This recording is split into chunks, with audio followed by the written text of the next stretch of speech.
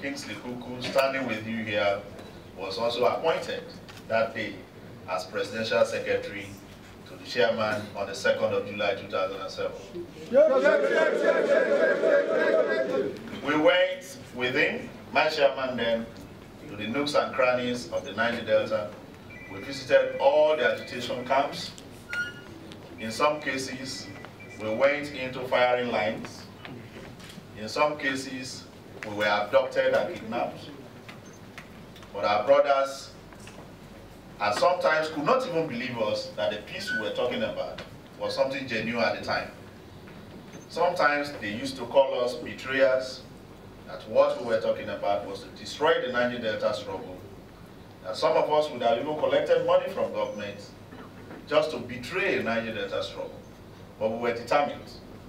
And our focus was not against the essence of that struggle. Our focus was that the Nigerian military and the youths who had a cause at the time by their belief and in their belief, agitating for a just society for the people of the Niger-Delta, have commenced military attacks and violent attacks against themselves and the environment. Several lives were being lost, communities were being destroyed. The entirety of Baramatu was almost gone, and it was at the peak when Okrenkoko and Obroza were destroyed. At this time, Odi was gone. At this time, Iguama, every community in the Niger-Delta was being threatened. Bolowo was gone, Apata was gone in Ondo State. So many of our communities were already gone. Ikea and Opea were gone in Igbema. Our communities were gone. I am one of the Niger-Delta youth leaders at the time as a former spokesman of IYC who had moved from Ondo State to Akwa Ibom. I know virtually every major Niger-Delta community in this country, Nigeria. Gentlemen, these people who brought this peace to you were determined to stop those killings and the destruction of the Nigerian communities in the Niger-Delta. As a matter of fact, those who were involved in the agitation, too many of them did not die.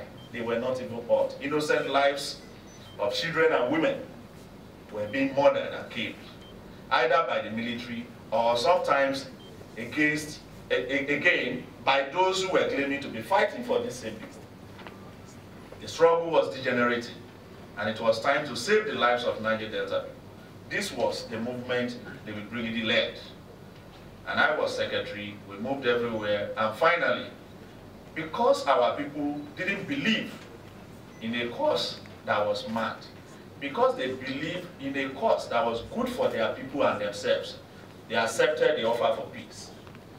On 25th of June 2009, the Amnesty proclamation was made by that Nigerian president who believed that killing more of Nigerians was no leadership. It was proper to give the offer of amnesty for it to be accepted for Nigeria to move forward on a very clean slate, believing that nobody hurt the other person. The proclamation was made. Another second phase was added. That's 20,192 accepted. Another second phase of 6,166 accepted. By what we stand today, we are dealing with 26,358 Niger-Delta youths of Nigeria, who Nigeria, having accepted the offer of peace for our country, holds a duty and obligation to train and integrate into the Nigerian civil society. This is exactly what we are doing.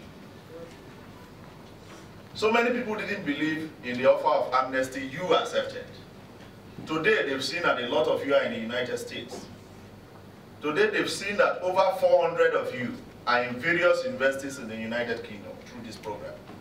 Today they've seen that over 300 of you are in various universities, American, Malaysian, and British universities in Kuala Lumpur.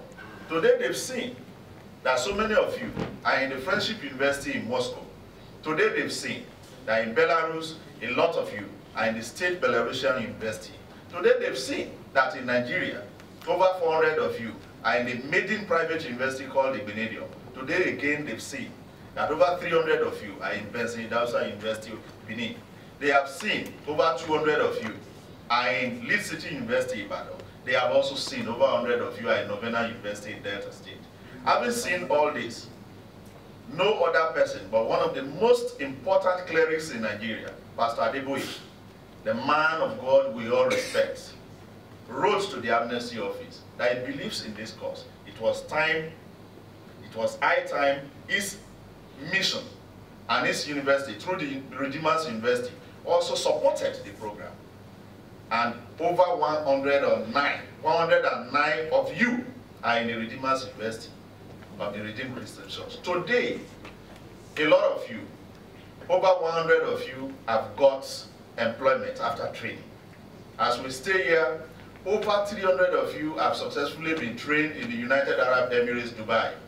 Last 3 months, the Dubai companies that trained them wrote to the Amnesty office demanding for 30 of them to be given resident and work permits to be returned to the United Arab Emirates and the Middle East.